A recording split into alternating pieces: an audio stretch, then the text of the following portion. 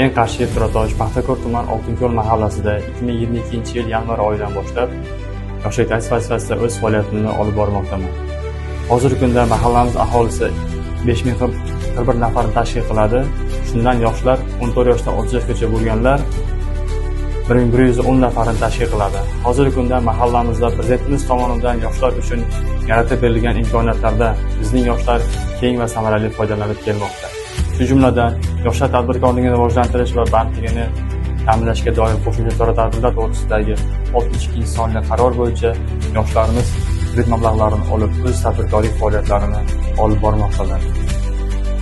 Va shu bilan birgalikda Yoshlar ishlari agentligi tomonidan olib borilayotgan 5 ta mega loyihalar Ibrat akademiya, Mutolaa, Uschez, Ustoz AI va Qizlar akademiyasi platformalari o'z faoliyatini yuritib kelmoqda.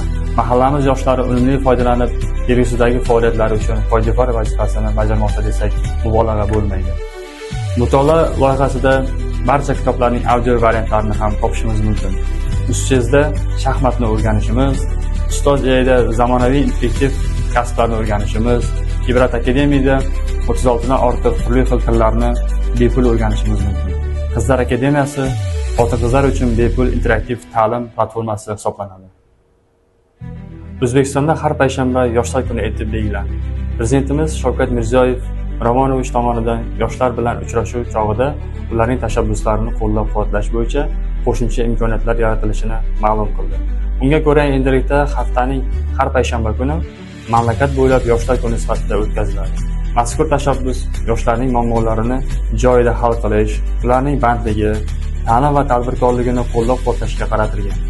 Prezidentimizning 30-iyun yoshlar kuni munosabati bilan o'tkazilgan yoshlar bilan ochiq muloqotida kreatsiya imkoniyatini ilgari surdilar. Va men bu kreatsiya imkoniyatni mahallamizda yoshlarga keng targ'ibot va tashviqot ishlarini olib bormoqdaman.